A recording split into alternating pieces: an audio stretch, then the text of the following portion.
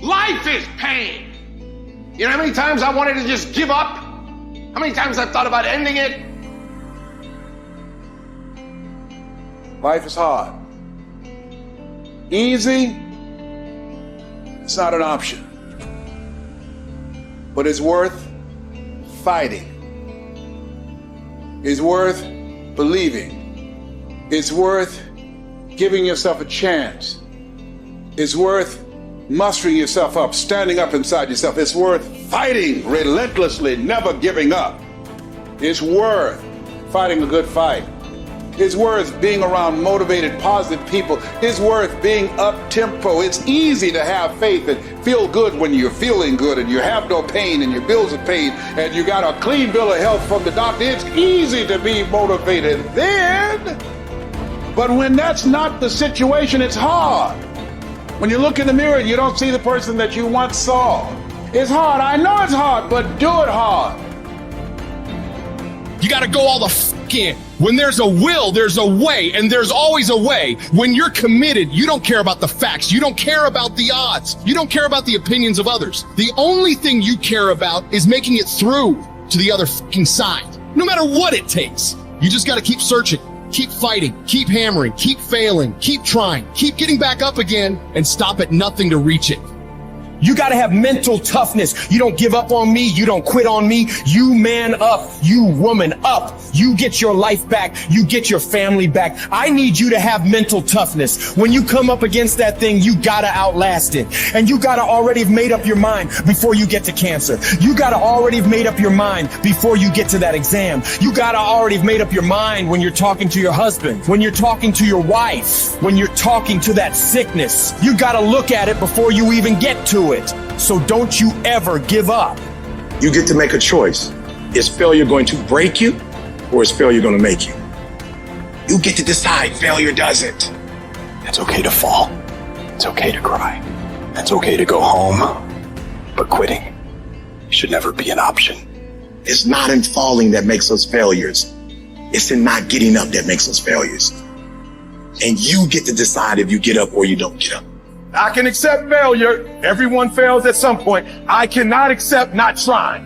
I don't feel rejected. I tried. How do you feel rejected when you try? The person who didn't try should feel rejected. The person that didn't try should feel defeated. I tried. I don't feel rejected. I feel good about myself. I don't feel bad. I gave it 120%. You can't never feel bad when you put forth 120%. You can't let the outcomes make you feel whack. I'm not whack. I'm a warrior. I'm a problem solver. I'm not soft. I'm not weak. I don't quit. I don't give up. I don't surrender. I don't always win, but I always try.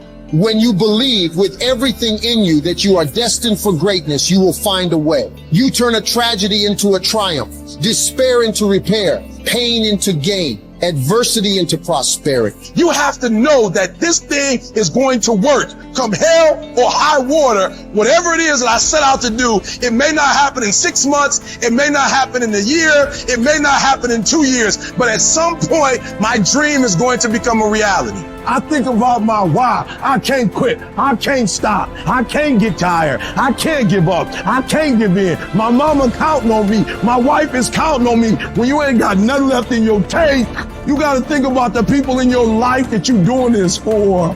And then if you could think about them, you could go one more mile. You could go one more day at work. You keep going. You keep studying. You keep writing. You keep singing. You keep rapping. You keep boxing. You keep fighting. You keep dribbling. You just keep on keeping on. And if you persevere, every storm that's come, it will pass.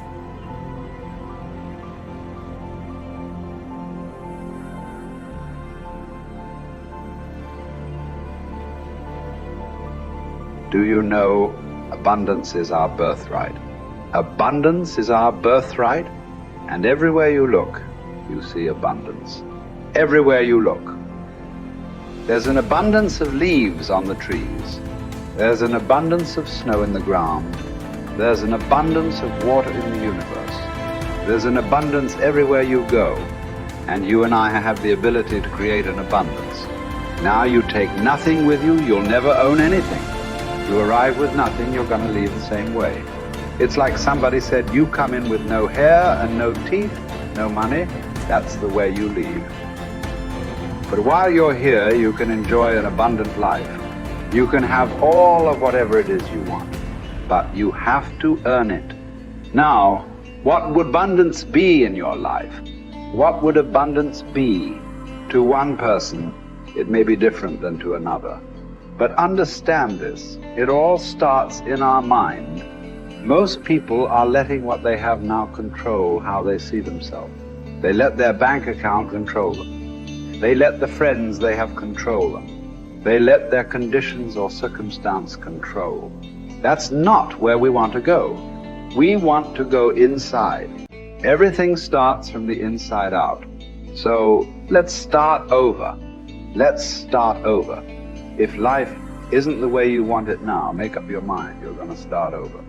You're going to sit down. You're going to write out how you do want it. Now, we want abundance. We want an abundance of friends. We want an abundance of money. We want an abundance of all the good things in life that make us more comfortable and have us enjoy life to a greater degree. And you know, we can have it, but we've got to understand we can have it. We've got to understand that we have infinite potential locked up within us. We've got a marvelous mind. We can think anything we want. You know, Viktor Frankl spent the war years in a concentration camp. And he said, regardless of the intellectual or physical abuse he was subjected to, no one could cause him to think something he didn't want to think. All the great leaders, all down through history, they have been complete, unanimous agreement. We become what we think about. Well, don't think lack and limitation. Think abundance in whatever you want. See yourself with plenty, with abundance. Hold the image and then just think, how can I get this? By continually seeing yourself with it, the way to get it will start to come to your mind. You will attract whatever you need because you're getting on an abundant frequency, and it'll all start coming into your life. As you move towards it, it'll come towards you. Abundance, it's your birthright. You've got to decide on it. Enjoy it. You know, if you can survive the temporary pain in your life, and all pain is temporary, if you can survive the temporary, on the other side of temporary pain, you meet another version of yourself, another insight about yourself. And that's why it's so important to grow as a person, because the more we grow and become a new person, we can help those that used to be like us. And that's why you and I are so addicted to growing and learning, and we're curious, because if you used to be a broken person and you no longer are quite as broken, you can help broken people. If you used to be broke financially and you no longer are, you can help people. Whatever you do for a living, at one time you didn't know about it and now you do. You can help those who need to know about it. And so you're immensely qualified if you understand the power of doing one more. 95% of people have an operating system in their mind where they operate out of history and memory. 5% of humans operate out of vision and imagination. So the reason we're so much happier, I believe, when we're children is we have no history and memory. So we operate out of imagination and dreams and vision. But at some age, some people it's 5 years old, some it's 8, some it's 18, some it's 28. They create a history, and that history then becomes the operating system. So even if they take on a new behavior or tactic, they're operating out of a pattern of thought and belief that's historic and memory-based. And so the number one thing I would say is begin to operate out of your imagination again, out of your vision again. Create from that place. If you create from that place, now you're not tied to the result in that moment. You're giving yourself space to imagine and create something new in your life. You're the product of who you hang around. Wow. How do I know if they serve me or not? Here's one way to just deduce this, because they could be beautiful people who care about you, and they might even support you.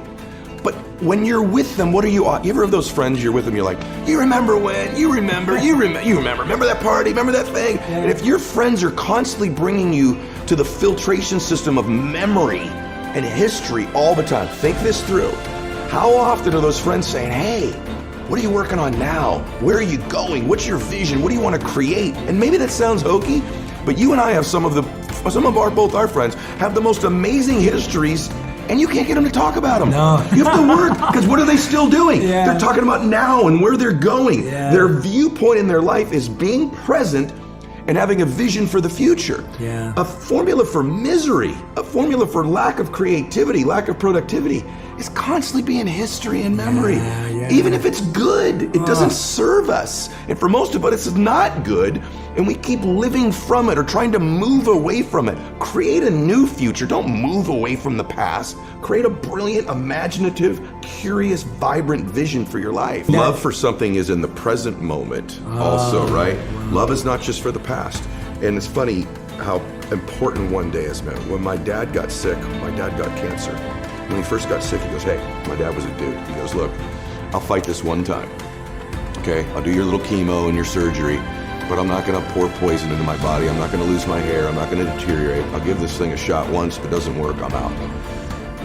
That led to 8 years of him fighting it. Chemo, radiation, proton therapy, surgery, chemo, experimental chemo, and he did lose his hair and he was in pain. And I'd say to my dad, Dad, you're suffering so much. You said you wouldn't suffer. He said, no, Eddie, I'm in pain, but I'm not suffering. I choose not to suffer. And I'm not suffering because I get to see my grandkids again. And I said, Dad, why are you doing this? And he said, you only understand the power of one day when you're threatened with never having another one. I'll do anything for one more day. Get to be with you one more time. Give your mom a kiss one more time. Maybe I'll see one of my granddaughters get married. And he goes, I'll do anything for one more day.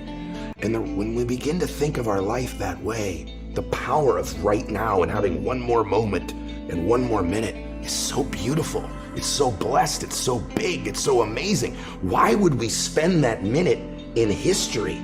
Why would we spend that minute in the past when we could be fully present and creating the future?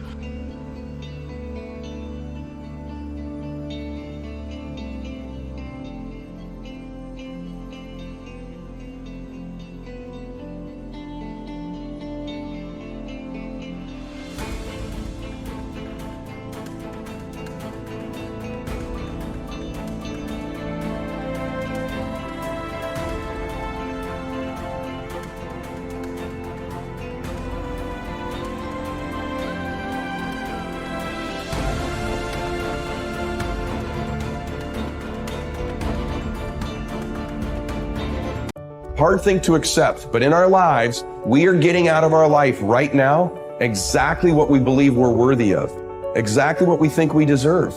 Our life is a direct reflection of our identity, which is the thoughts, concepts, beliefs, values, and worth we hold true to be about ourselves. And so as hard as it is to accept, we're getting out of life right now what we believe we're worth. Your growth is the only limit to your happiness. If you're not happy, you're not growing in some area. And usually it's a place where you're blaming, you're pointing the finger, but you can't control that. You can't make it not happen. What you have to do is become stronger than any of it so you're free. Freedom comes from growth. Freedom does not come from control. Then you would have to ask yourself, who do I want to be when I open my eyes? Now, the act of answering that question is going to turn on your frontal lobe, and the frontal lobe has connections to all other parts of the brain. And it's interested in answering that question because it is the creative center. So as it begins to scan the landscape of the brain, it can only gather information from things you've intellectually learned or things you've experienced in your life. And it begins to associate those different memories with the question. And when you get enough networks of neurons firing in your brain, you see an image or a picture. That's intention. And then as you begin to live and rehearse who you're going to be, you begin to do that exact same thing. You begin to install neurological hardware in your brain. Repeat it, it becomes a software program, and you begin to behave that way. Now the brain is primed. It's no longer a record of the past. It's a map to the future. Now the person can feel the emotions of their future. You're going to see a person move into a different state of being, and they are going to have all kinds of biological changes. Your perception of your world is what controls your genes. And if you're not feeling well, the issue is you don't have to change your biology, you just have to change your perception. And this will then give you your power back. And this is what we have to recognize. We're not victims of biology, we are masters of our biology. Everything that is required depends on you having the mindset that regardless of anything that is around you, that is surrounding you, that is trying to drag you down, You must have the mindset. You must be strong. You must be resilient. You must be driven. And you must be able to take whatever's coming at you. What goes out is what comes back. That all, as you sow, so shall you reap. I mean, it's in every great institution that there is in the world, whether it's a religion or a philosophy or whatever. What you put out is what comes back. Whatever you plant is what you're going to get back. And the more that you put out honesty, just because it's what you are, because you are being honesty, you're not trying to be honest, you are just being honesty, then that's what will come back to you on a regular basis. And when it doesn't, you'll just see that as another test for you to pass. This comes from Einstein. He said, the most important decision any human being must make is whether or not you live in a friendly or a hostile universe. Now, he could have said realization, but he didn't. He said decision. You have to decide, because there is no empirical truth. You don't live in either a friendly or a hostile universe. You decide, and that perception, that viewpoint from which you judge everything else that happens in your life will be colored by whether or not you think it is a universe that is working for you or against you. And it's a choice. But most people think of their viewpoint as being patently real, as being just objective and true. And so they never stop to question the fact that they actually decided that at some point, either because their parents acted in accordance with that it was either hostile or friendly, and they just absorbed that, or their friends or the people that they work with or whatever. But somewhere along the line, they came to believe that they live in either a friendly or a hostile universe. But you could change right now. Right now, you could make a different decision. And if you believe that the world is working against you right now, you could choose to believe that it's actually working for you. And in making a fundamentally new and different assumption, it empowers you to move forward. And this is something that I will repeat in this talk. The reason that matters is human beings do not invest energy in things that they don't think will yield a result. When you set goals, when you have an intention on something that you want to change about your life, your brain helps you. What it does is it opens up a checklist, and then your brain goes to work trying to remind you of that intention that you set. And it's really important to develop the skill, and I say that word purposefully, the skill of knowing how to hear that inner wisdom and that intention kicking in and leaning into it quickly. So for me, my brain saying, that's it, right there, move as fast as a rocket, Mel. I wanted to change my life. And I think most people that are miserable or that are really like dying to be great and dying to have more, we want to change. We want to live a better life. We want to create more for our families. We want to be happier. The desire is there. Again, it's about how do you go from knowledge to action. So the first thing in this story that's important is realizing that the answer was in me. And my mind was telling me, pay attention.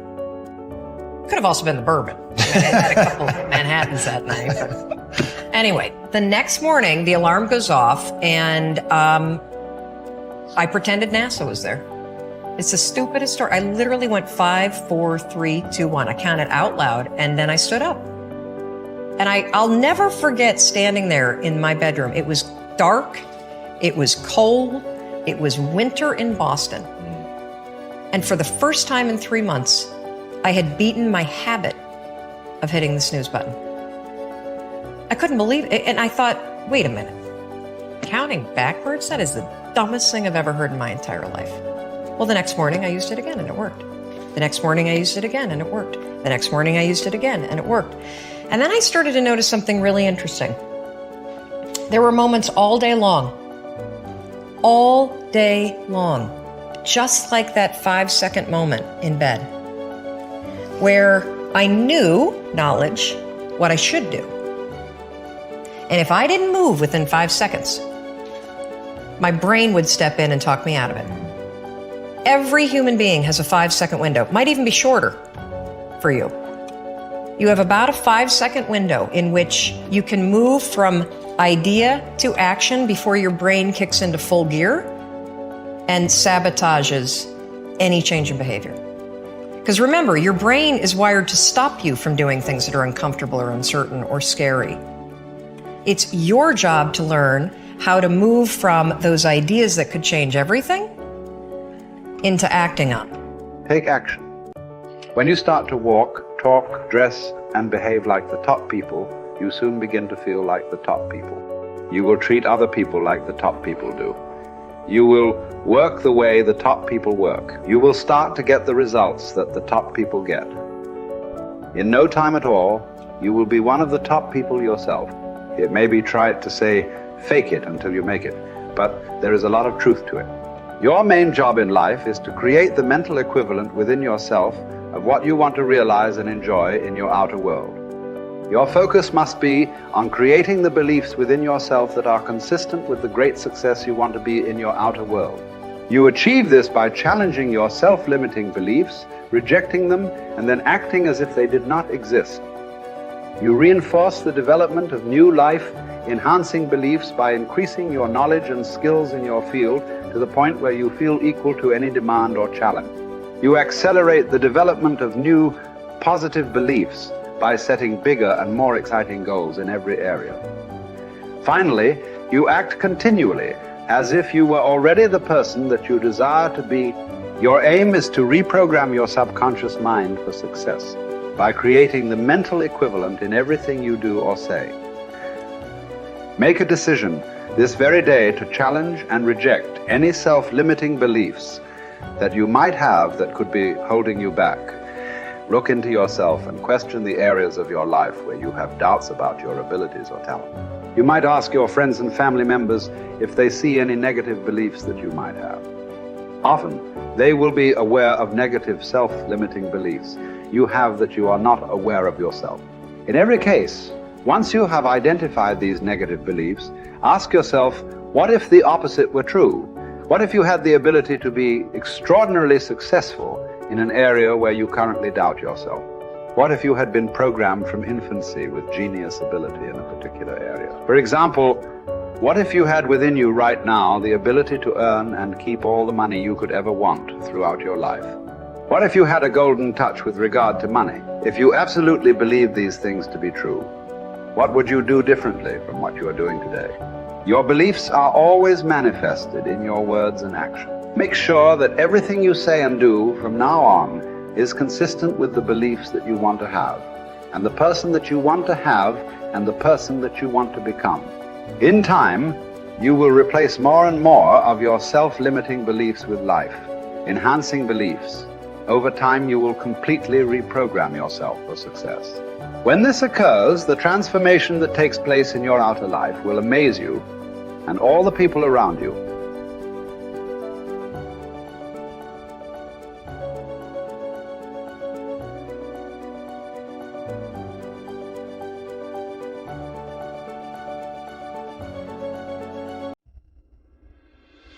The one commodity that is most valuable on this earth is time. Time to love, time to live. From the moment the human body is born, it begins dying. I can live with no responsibility whatsoever. The price I pay is that nothing matters. Or I can reverse it and everything matters. But I have to take the responsibility that's associated with that. And so if your life isn't everything it could be, you could ask yourself, well, what would happen if you just stopped wasting the opportunities that are in front of you? What is death? Is it the end? Or is it the beginning? And what is life? What is this thing we call life? What makes life so unique and so beautiful?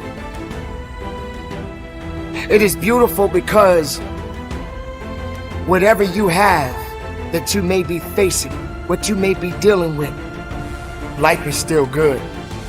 You are living and achieving your dreams.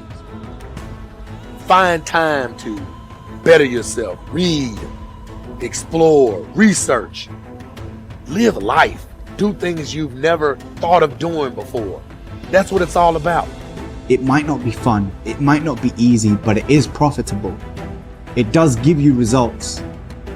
Think about all of the great people that we admire in our society and the things that they must have had to go through in order to make it look effortless. And one day you're going to be great, but you think you got time. You think you got time. AET 3 years from now, 5 years from now. I'm telling you, you deserve to be great now. And not only do you deserve to be great, there's some people in your life. You must be yourself if you want to experience your true purpose in life. If you're different, be different. Be different and do it with pride. If someone doesn't like it, if many people don't like it, who cares? Your life would feel better and richer if you had a goal, you chased that goal, you accomplished some things, and you would get this boost of confidence, you'd get this boost of self-esteem, like whatever it is that you're going to do. Learn from what you've just done, move forward. Learn from what you've just done, move forward. Repeat, repeat, repeat, all the way forward until one day you're going to get to the end of that tunnel and you're going to see the light. You need to take massive action. And if that doesn't work, try something else. If that doesn't work, try something else. Keep going with massive action and you will find the way because it will give you momentum. The time is now. The time is now to express and for people to believe in themselves. The time is now for it to be okay to be great. Listen to me. If you work for it, if you're willing to put in that sweat, that blood, and those tears, baby, I'm telling you, you can have what you want, be what you want, do what you want. Are you hearing me? And start now. Start believing, start dreaming, and create the life and the person that you really want to see. I think it's good to remember that if we just go along with the crowd, we won't wind up with much more than the wish that we could do it all over again, and as far as we know, you can't. If we want to amount to anything as individuals, we need individual goals, individual thinking, individual actions, and we must never conform to the big group. We must love them, we must help them, we must serve them, because our whole success will depend on our ability to do these things. But never lose our own individuality and our identity by permitting ourselves to become submerged in what has historically proved itself to be little more than a suffocating sea of indirection and purposelessness. If we want to emulate someone, fine, but let's be choosy in whose steps we follow. It's the only life we've got. And remember to think. Imagination is everything, and we can become what we can imagine. If you find yourself getting depressed and down at the mouth, as we all get once in a while, you might want to remember this quotation by Dean Briggs. He said, "Do your work. Not just your work and no more, but a little more for the lavishing's sake. That little more which is worth all the rest. And if you suffer as you must, and if you doubt as you must, do your work. Put your heart into it, and the sky will clear. And then out of your very doubt and suffering will be born the supreme joy of life." Believe it or not, in an age when we've come to nearly deify leisure time, we've almost lost sight of the fact that virtually all our satisfactions, rewards will come not from our leisure, but from our work. And don't forget the strangest secret. We become what we think about. But if you want to begin to move into your own personal greatness, if you want to begin to really enjoy a happy, successful, healthy life, you've got to be willing to go against the tide. You've got to be willing to harness your will and say, in spite of this, I'm in control here. I'm not going to let this get me down. I'm not going to let this destroy me. I'm coming back, and I'll be stronger and better because of it. You have got to make a declaration that this is what you stand for. You're standing up for your dreams. You're standing up for peace of mind. You're standing up for health. You want it, and you're going to go all out to have it. It's not going to be easy. When you want to change, it's not easy. If it were in fact easy, everybody would do it. But if you're serious, you'll go all out. So yes, I'm going to turn this situation around. I'm not going to sit back and moan and cry over what happened and what went wrong and who did what. I'm going to do something about this situation. The way to transform yourself is through your work. Now, I know this runs counter to our prevailing cultural prejudices. Work is too ugly, too boring, too vain. Self-transformation, we think, comes through a spiritual journey, therapy, a guru who tells us what to do, intense group experiences and social experiences, and drugs. But most of these are ways of running away from ourselves and relieving our chronic boredom. They're not connected to process, and so any changes that occur don't last. Instead, through our work, we can actually connect to who we are instead of running away. And by entering that slow, organic process, we can actually change ourselves from the inside out in a way that's very real and very lasting. This process involves a journey of self-discovery that can be seen as quite spiritual, if you like. And in the end of this process, we contribute something unique and meaningful to our culture through our work, which is hardly ugly, boring, or vain. This intense focus on one goal is not easy, but it is all important. Orison Swett Marden wrote, "The giants of the race have been men and women of concentration who have struck sledgehammer blows in one place until they have accomplished their purpose. The successful men and women of today are those of one mastering idea, one unwavering aim, men and women of single and intense purpose." Marden also said that every great man has become great.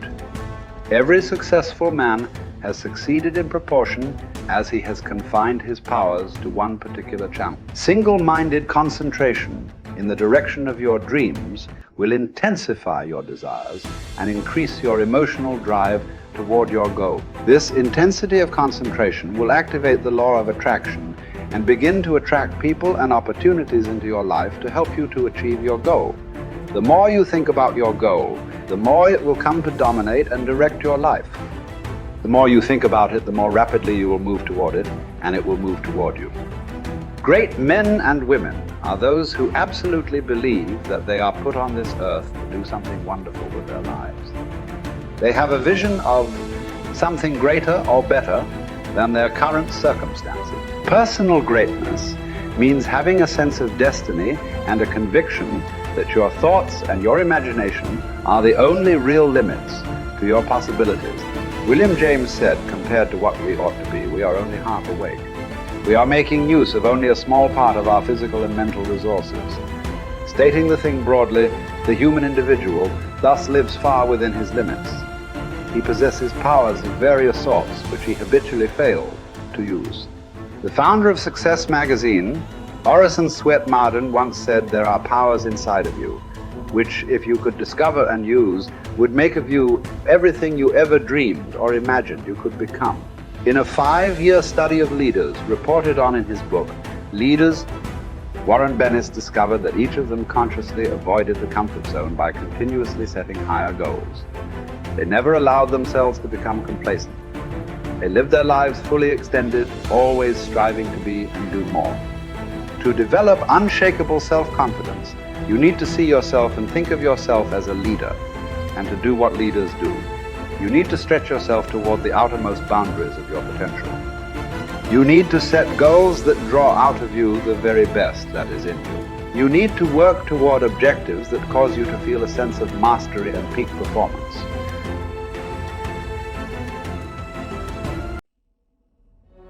People who have great ability to concentrate, great ability to focus, great ability to define and stay consistently within their priorities tend to be very successful in this world. And self-discipline is an essential component in that. Whether you're talking about some kind of academic achievement, some kind of musical achievement or athletic achievement or whatever it is, some achievement in the realm of business or the arts or science, generally comes to people who are very focused and who understand how to order their priorities. In a word, they are disciplined people. I've always been disciplined myself because I've always lived a disciplined life. I lived in a disciplined household, like there was no such thing as I don't want to. So even now, if I wake up and I don't want to do something, I don't need someone to tell me to do it, so I'll do it anyway. Being a man isn't about not feeling things. It's about acting the way you're supposed to act regardless of how you feel. We act. We're men of action. We get things done. So the world got built. All of it. You need to become a man of action. Stop worrying about how you feel. Stop worrying about what you're supposed to be doing. How about that? But what happens is, if you believe that there's very little potential, How much action are you going to take? Nothing, little.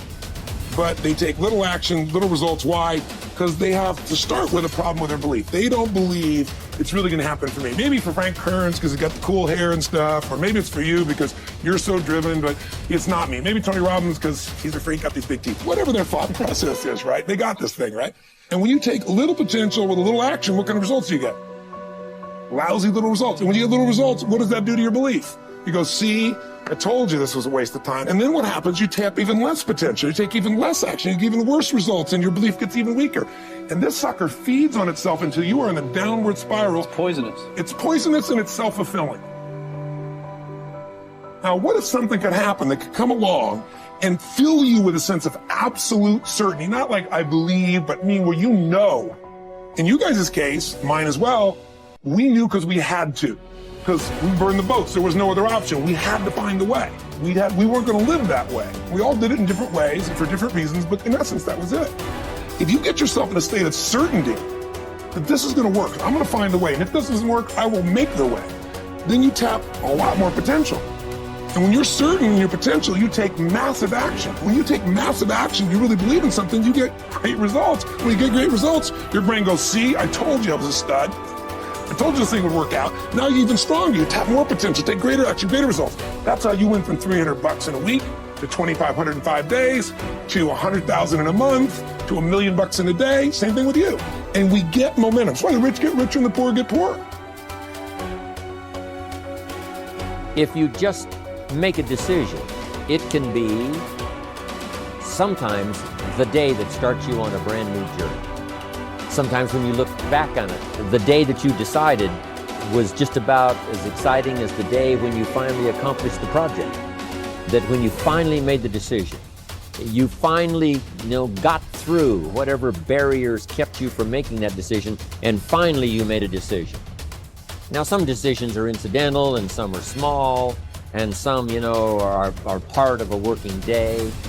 But sometimes decision-making can be one of the most important days of your life. Maybe a decision you postponed, and now you understand the penalty of postponing that decision. You've got to do something, and finally you come to the conclusion, today is the day. I now decide.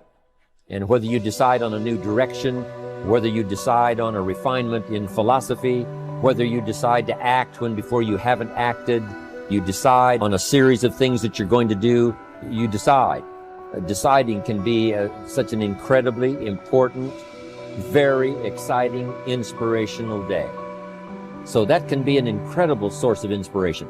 Now, if you don't follow through, it's not going to last all that long. If you decide and then, postpone and you decide but you still don't get to it for a week or a month or a year, soon all that energy and that source of inspiration is all dissipated.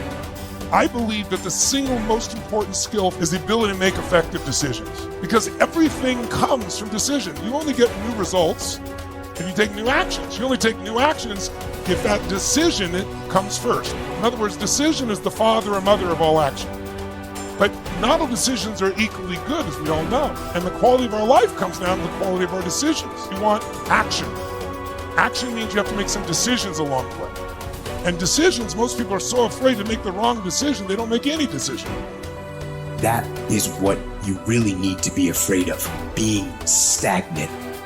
So get up and go. That idea isn't going to execute itself. You have to do it, and you have to do it now. Don't wait anymore. Don't think anymore. Don't plan anymore. Don't contemplate anymore. Don't make any more excuses or justifications. Don't rationalize anything else. No. Take the risk. Take the gamble. Take action now. No complacency. By 66, Pompey had already earned the title Magnus, making him, in fact, and in name, Pompey the Great. He had reconquered Spain. He had served as Rome's consul not once but twice. He had defeated Spartacus in the Third Servile War. And now he was being sent to dispatch the Cilician pirates who terrorized the Mediterranean. Before he left, he stopped for a private consultation with the Stoic philosopher Posidonius, one of the great minds of the ancient world. Posidonius's advice might have seemed rather redundant. Be the best and always superior to others, he had told the ambitious general, quoting a line from the Odyssey. But Posidonius wasn't talking about achieving more victories over the enemy. He was talking about conquering the self, not honors, but being honorable. Plutarch tells us about a far less famous general and statesman in Greece, many generations before Pompey. Despite his brilliance on and off the battlefield, Epaminondas was appointed to an insulting minor office in Thebes. In fact, it was because of his brilliance that he was put in charge of the city's sewers. Instead of being provoked or despairing at his irrelevance, a number of jealous and fearful rivals thought it would effectively end his career. Epaminondas took fully to his new job, declaring that it is not the office that brings distinction to the man. It is the man who brings distinction to the office. With hard work and earnestness, Plutarch wrote, he proceeded to transform that insignificant office into a great and respected honor, even though previously it had involved nothing more than overseeing the clearing of dung and the diverting of water from the street. Best is the person who adds shine to their accomplishments with their discipline, not the other way around. This is what Posidonius was trying to tell Pompey, although Pompey failed to fully realize it. In the end, it's not about what we do, it's about how we do it, and by extension, who we are. Too often, we find people choosing to be great at their profession over being a great human being, believing that success or art or fame or power must be pursued to the exclusion of all else. Does it have to be that way? Does being loved have to be at odds with being lovely? Or can temperance, as Cicero claimed, be the fine polish on top of a great life? Queen Elizabeth inherited the monarchy. Marcus Aurelius was selected for the purple as a boy, but it wasn't the throne that made either of them kingly. It was their behavior. They were what the ancients called first citizens for their character as much as their rank. As Marcus said, his aim was never to be the most powerful king, never to conquer the most territory, or build the most beautiful buildings. Instead, he was after perfection of character, to live your last day, every day, without frenzy or sloth or pretense. It just happens that wonderful external accomplishments, like those achieved by Elizabeth and Marcus, can come out of internal endeavor. They are not the goal, they are the byproduct. Conquering the world is almost easy after we have fully conquered ourselves.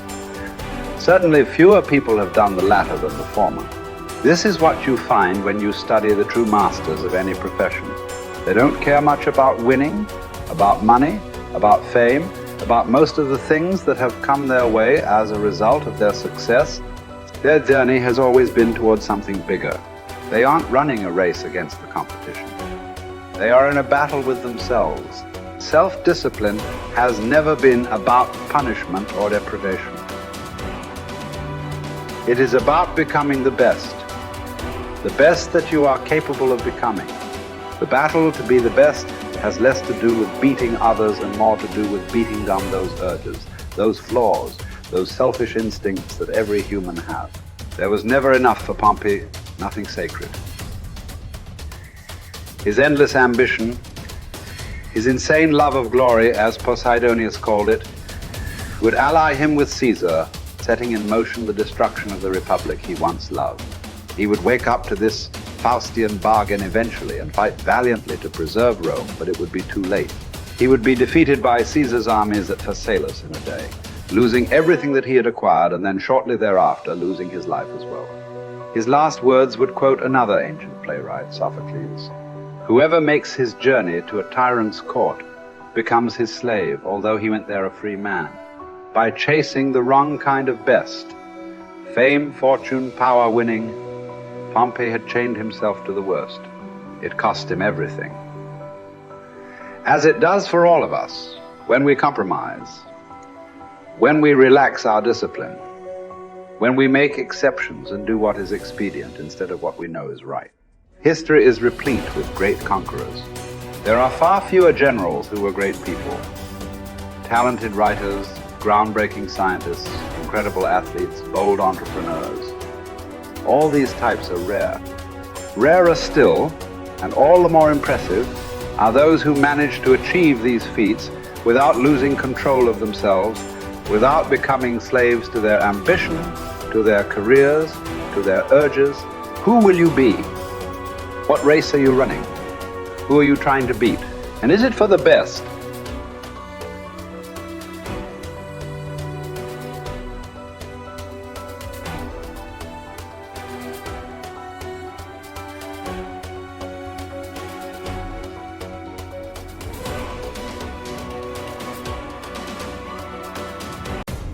What do you want in life? What's my purpose in life? Why am I here?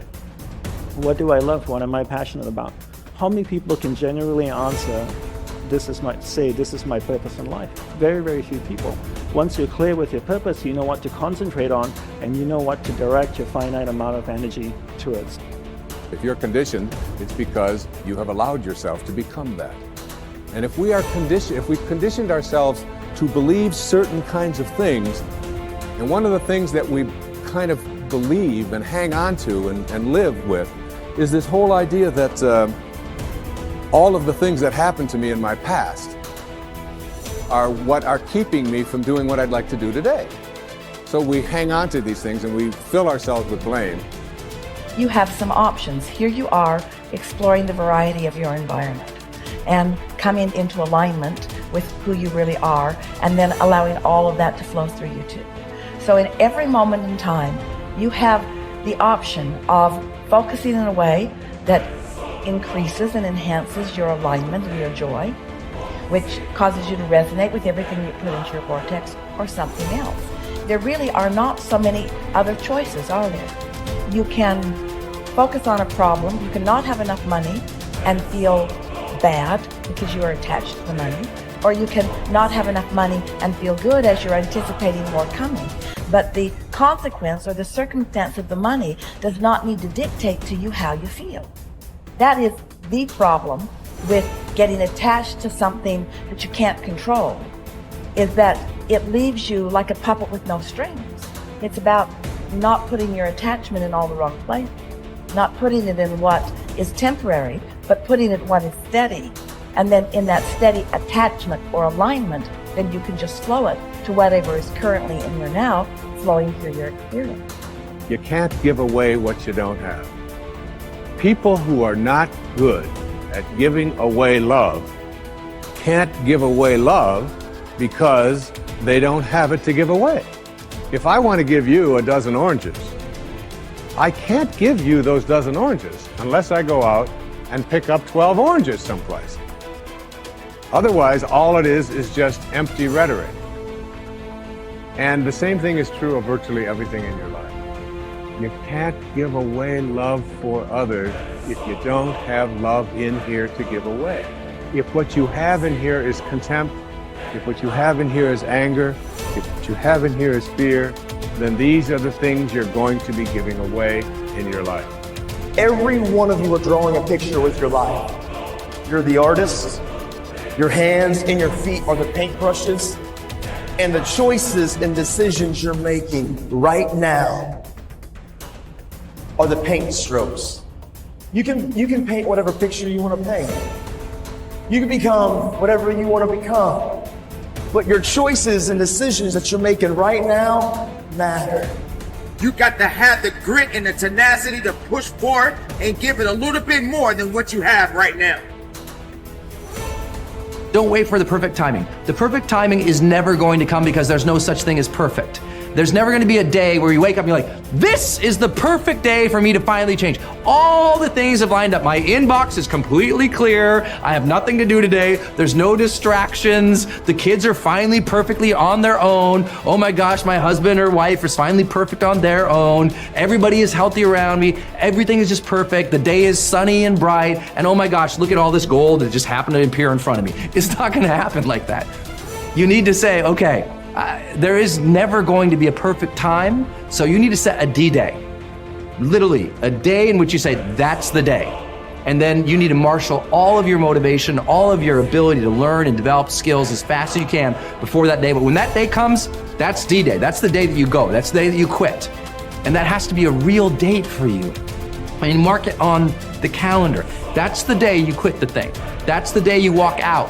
That's the day that you leave that situation that is not healthy or satisfying or good for you or your soul or the people around you. That you have to have that date. It has to be scheduled or you'll never do it.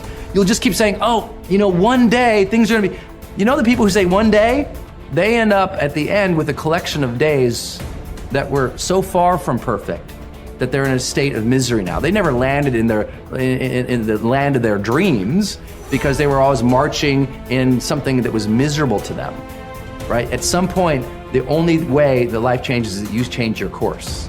And don't wait for a perfect day. So what's your date? People who earn large incomes aren't lucky, and they're not crooks as those without money are so fond of pretending, nor are they endowed with more brains or talent necessarily than their friends and neighbors, nor are they privy to occult secrets, and only a very few were lucky enough to have had rich fathers or grandfathers. Most of the people earning the big incomes today started the same way you and I did, and most other people. The only difference between the men who earn big incomes and those who earn small incomes is that those earning big incomes decided to earn more. They're the people who made it their business to earn more. You see, people do what they make up their minds to do. So get rid of the ancient superstition once and for all that people who earn big money are special people, are lucky, or get the breaks, or had money to begin with, or knew someone, or are smarter, or anything else. These are alibis.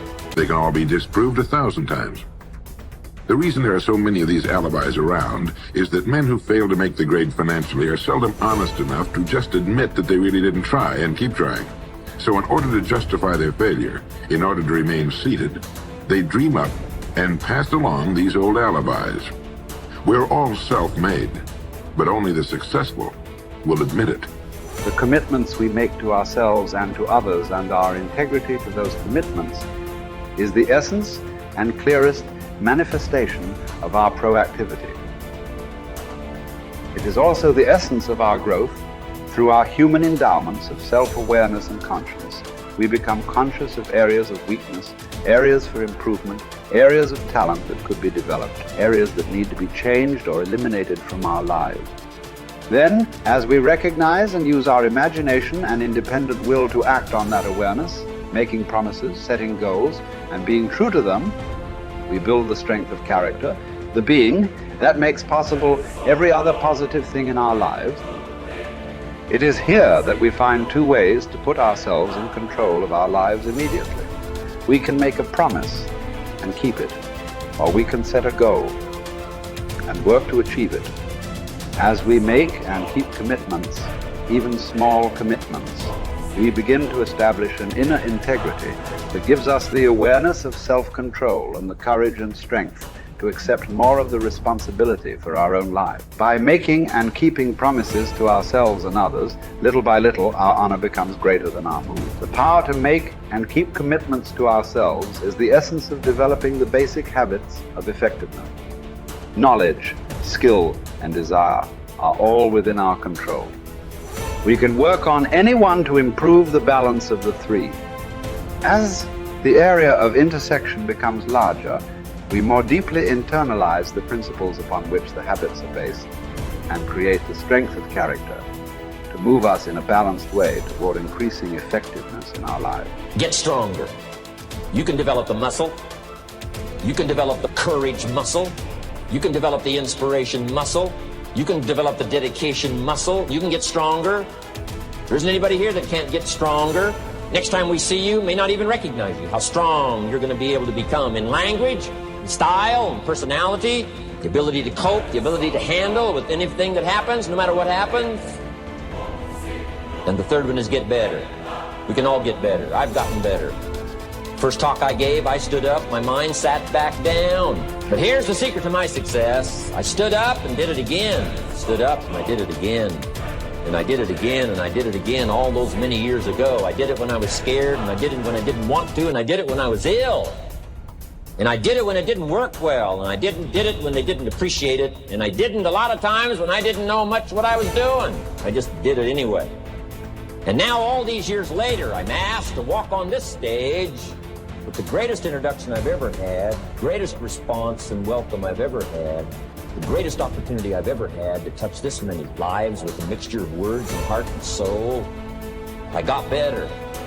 I got better day by day and week by week and month by month. And I'm asking you to do the same thing until you can develop a long arm and a long reach. Until you can develop influence that won't quit. Touch people next year you couldn't touch this year. Touch people now you couldn't touch before. Conduct a meeting now you couldn't conduct before. Heart and soul now mixed in there that wasn't there, missing before. I'm asking all of you to get better in spite of the winters, in spite of the downturn. The money downturn, the social downturn, the personal downturn, whatever it is. Just get stronger. Get better. The key is not to wish for a better winter. The key is to wish for more strength, more wisdom, more courage, get better, get wiser, get stronger. Today you will see this everywhere when people say, I am only human. They are talking about the limitations of being human. They are not talking about the possibilities of being human, isn't it? If we are the most intelligent species on the planet, if we are the most capable species on the planet, should we be talking about our possibilities or should we be talking about our limitations? You are the sum total of all of the choices that you've made up until now. And anything about yourself or your life that you don't like or isn't working or is mobilizing you is to be looked at in terms of, can I grow? Rather than, why did I do it, or isn't this wrong? I don't like what I've done. I don't like the fact that I can't do this well or I can't do that well. So I will list these things in my own repertoire, and then I will be constantly trying to repair those deficiencies, always assuming that I'm deficient, that there's something wrong with me, and I'm trying to fix it. And when you do that, you spend your whole life doing that. But in order to be the winner you were born to be, you must plan to win, you've got to prepare to win, and you must expect to win. And if you don't plan to win, and if you don't prepare to win, then you have no legitimate reason for expecting to win. The way that we think about ourselves determines the policies that we embrace, the laws that we agree to live and abide under. Those are all based upon our story. So all of a sudden you see the battle for our story is front and center. I mean, what could be more important than that right now? So when we talk about that battle, there's a battle for who we are and the way that we think about ourselves. You are creators who have come into this environment for the details that it evokes from you. But you are God force who insists upon alignment with the energy of your source. And it is our knowing that as you move forward from this day, never again will you feel negative emotion without blessing the importance of it. Because in the negative emotion is the indication that you are setting forth for this universe expansion. And instead of feeling a continuing of negative emotion, you're going to flip. You're going to take the bounce. You're going to feel the solution that your problem has pointed. So then as you begin to think about a new possibility and your brain begins to fire in new sequences and new patterns and new combinations, and you begin to plan your behaviors, and you begin to review in your mind, mentally rehearse who you're going to be in your life, the mere action of mental rehearsal begins to install the neurological circuits in your brain. Now your brain is no longer a record of the past. Now it's in fact a map to the future. And if you were then to begin to emotionally embrace your future before it's made manifest, in other words, you're not waiting for your healing to feel wholeness. You're not waiting for your new relationship to feel love. You're not waiting for the mystical moment to feel awe. You're not waiting for your success to feel empowered. That's the old model of reality, of cause and effect. Many of you, as I have been, as I am, are where you are in your life based upon what you believe. And it's not just what you think you believe on the surface, it's also your shadow beliefs that are holding you back from moving into the life that you believe you deserve. What I know is if you're not looking at the shadows, if you're not looking at what is subconsciously running through the tape in your mind, telling yourself you're not good enough, you're not worthy enough, you're not smart enough, you're not enough, which is a tape that's playing for a lot of people. If you're not conscious of that, then you end up acting out of that belief system and not out of what you know to be the truest or want to be the truest for yourself. How do you alter your mindset? Only path is through new awareness. You can receive advice all day long. Many people do. They love being told what to do. They're hooked on new books, new ideas, new lists. They learn and learn and learn in all directions except the one that matters most. Learning about themselves. There is no getting around this. It's hard to sustain new happiness without new awareness. You can go for the run, you can have the hard conversation, you can eat better food, you can wake up early, read at night, you can do it all. But does it make you happier? Deep down, long term, that's the metric. If it does, if you're happier, it's because you realize something new about yourself. The change was you. You recognized why your new habits shifted your outlook. It was about challenging your old mindset. We started with this idea that now was the time. It was the time to do more, to do better, to create the change and go for it, do it. If now is the time for change, make the change, but recognize what you are truly seeking. That your body may transform, your habits may improve, you may learn new ideas. But where did the change start? What was behind it all? It's always your mindset. To control where awareness goes, we're controlling where energy is flowing. And if we're controlling where energy is flowing, we're controlling what's manifesting in our life. This is a great secret to learn. This is something that I've learned in the monastery. My guru shared with me that's really changed my life. Because I've realized that all I need to do is control where my awareness goes. And if I can control where my awareness goes, I can control where my energy is flowing. And if I can control where my energy is flowing, I can control what is manifesting in my life. And therefore I can even choose to create positive things in my life or negative things in my life. If you want to enjoy self-confidence on the outside, you must practice complete integrity on the inside. The foundation of self-confidence is for you to live your life consistent with your innermost values and principles, while thinking and acting in harmony with your highest aspirations. Men and women with the most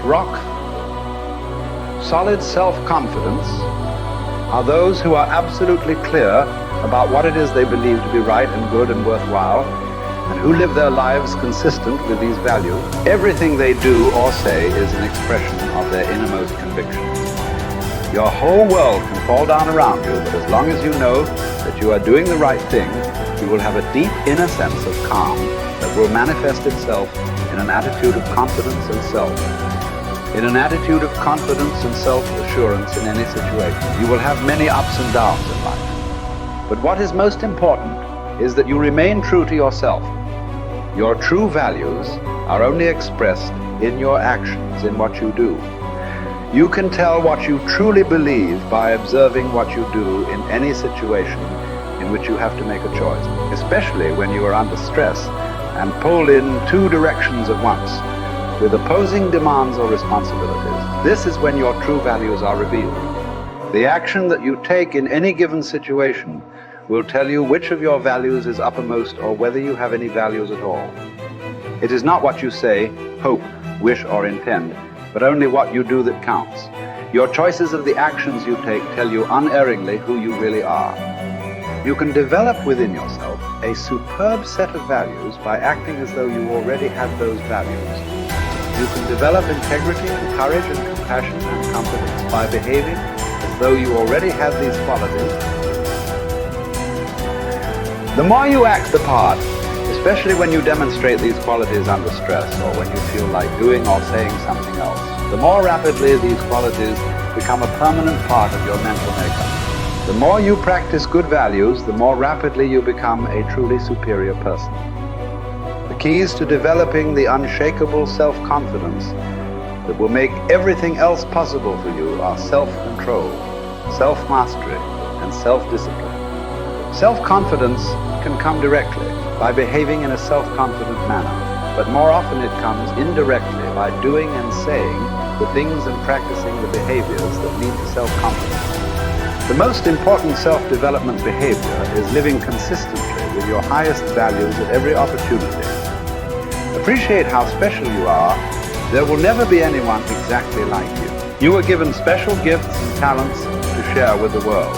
And even though everybody has special gifts and talents, nobody will use theirs quite the same way you do. You have a way of being in the world and a perspective that's unique to you.